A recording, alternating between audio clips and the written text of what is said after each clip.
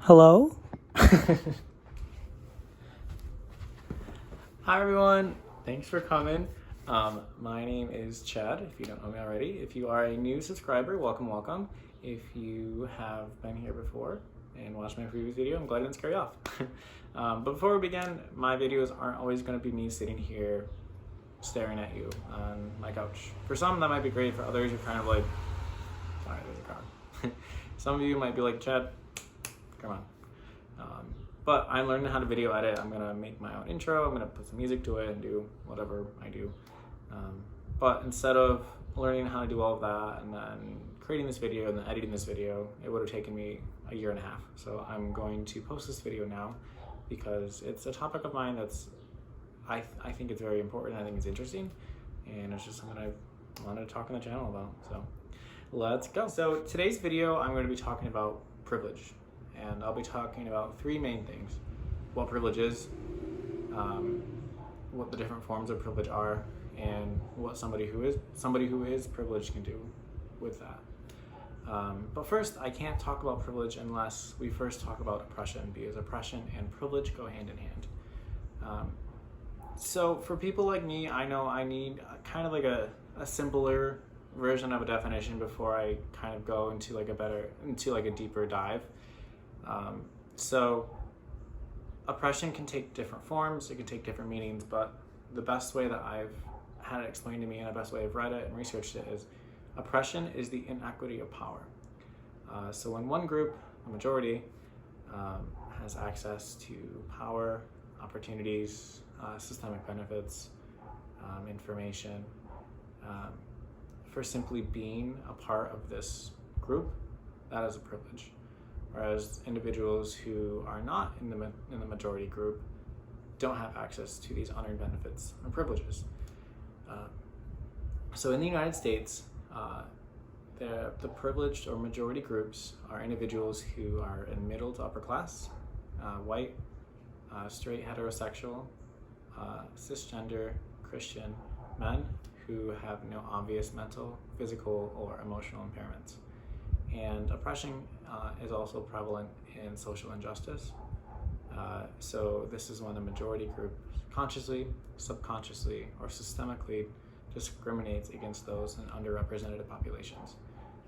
So it's a very, very, very brief overview of what oppression is. Because like I said, you can't talk about privilege unless there's oppression, because if everybody has the equal opportunity, the equal social connections,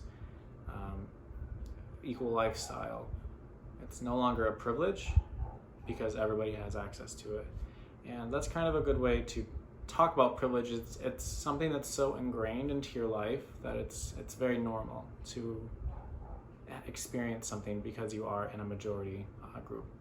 So that's how a lot of people don't understand that they have privilege, don't want to acknowledge that they have privilege, or just don't understand the benefits that come along with the privilege that they hold.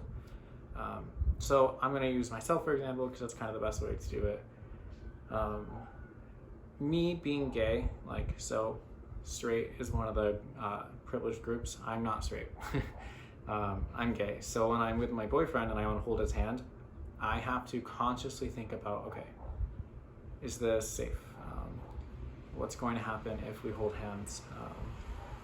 Is somebody going to say something to us? Is it going to get dangerous? Are we going to get stares? These are things that I have to consciously think about.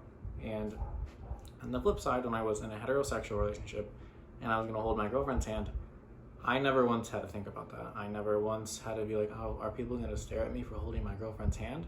No. Because I had that privilege of that being the norm or the majority.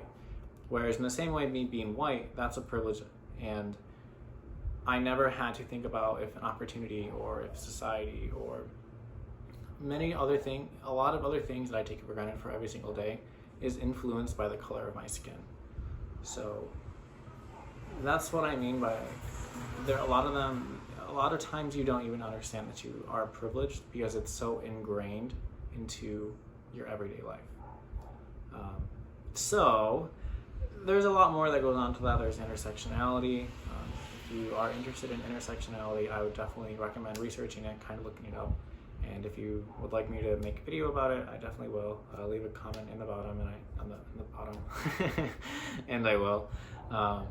But it comes to the third part of like, what can you do when you have these privileges? Because sometimes people think, oh man, like, sometimes it's a negative connotation. You're like, well, I'm not doing anything wrong.